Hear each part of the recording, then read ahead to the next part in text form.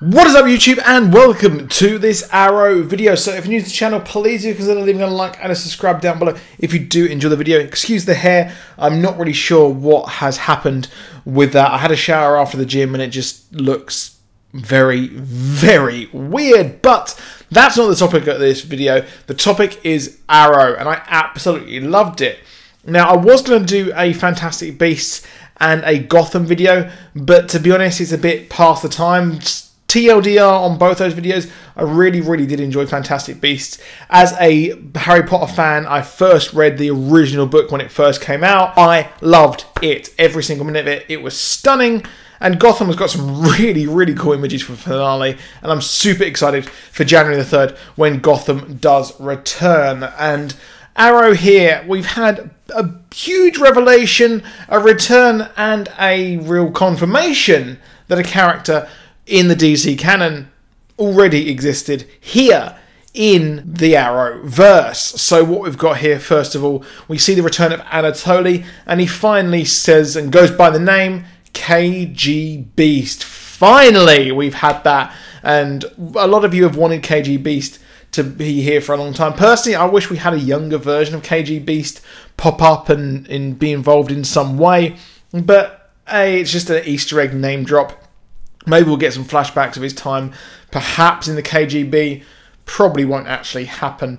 But we see Diaz. He is balls to the wall. He is 10 steps ahead of Team Arrow. And the fact he's captured in this episode, well, I think that is just a ploy just to get close to the new Team Arrow. And I do think that the rest of his group will get involved, and it was planned that he actually got captured.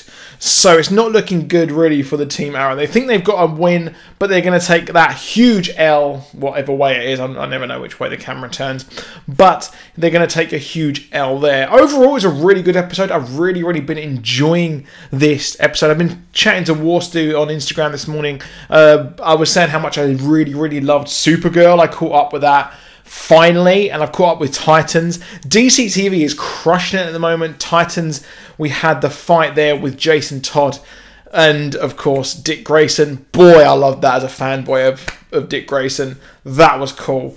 And as a whole, DC TV is completely crushing it. Arrow is doing well. Supergirl's doing okay. Flash had a bit of a misstep last week, but this episode really is taking it in its stride here for Team Arrow, and it's just a great episode. I've really enjoyed this. Diaz is a great villain.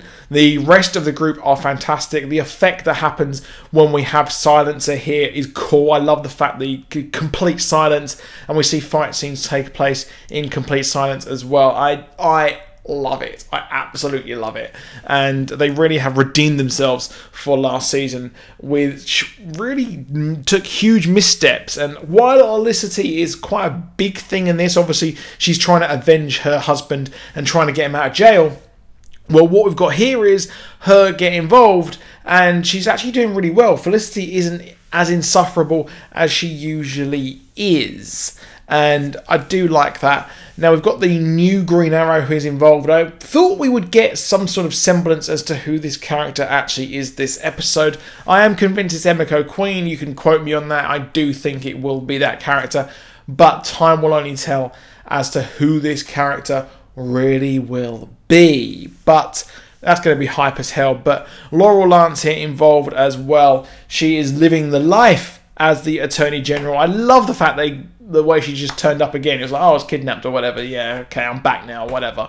It's just so like, oh, okay, we'll place her back in there. It's almost as convenient as the girl in Legends of Tomorrow taking the role of Vixen, taking the look of Vixen, and then being like, yeah, I'm going to keep you looking like that. We'll keep you on the ship, won't send you to hell. It's just so convenient to keep these characters in the show. But I do like that all the same. So I like both characters. So I'm not really going to gripe at that. If it's a bad character, then I would gripe at it. I guess I'm a bit of a hypocrite there. But I like her storyline of trying to get some redemption. I really do feel like this season and last season are just one massive long season that work together, and I'm not gonna balk at that. I'm not gonna balk at that whatsoever, because it does work, and it works really well. Now the flash forward is interesting. We see William, and we have the future Black Canary and Arsenal have a little of a moment where they think that maybe I can't trust William, but we don't really know anything other than when he was shipped off to boarding school and then he was in this flash forward. So we don't know at all his timeline between. We know he's got a husband, I believe it is, as well. So we know that at some point he marries and finds love, but what is he doing here? It sounds like he has his own company that he runs, but Smoke Technologies it's just really curious here. And something I'm thinking of here, we've got him following Felicity's lead. Felicity is apparently a villain in the future, and, well, I don't buy that for one bit. I don't buy that whatsoever.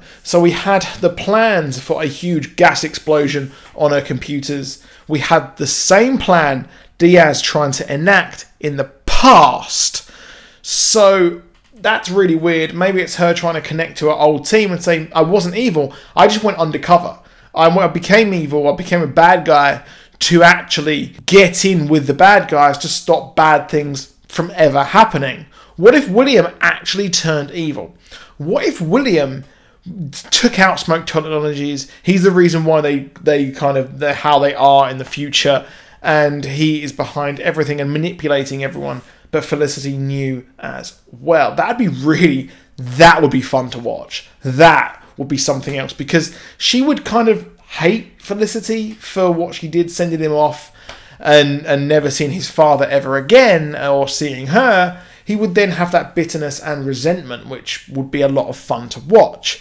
Now, in prison, we've got the American Nightmare Cody Rhodes involved again as well. I'm loving seeing Cody Rhodes here. He is a fantastic guy, fantastic wrestler, and it's cool seeing him. Got Vinnie Jones, ex-Wimbledon player, and of course, you know, he's the Juggernaut. I'm not going to say it because I don't want to get demonetized.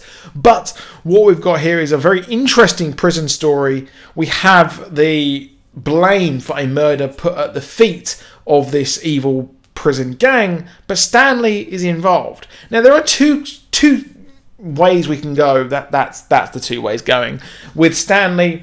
Now, is he kind of taking things to the next level? Is he inspired by the Green Arrow to go and kill people and things like that? But what if he's a plant?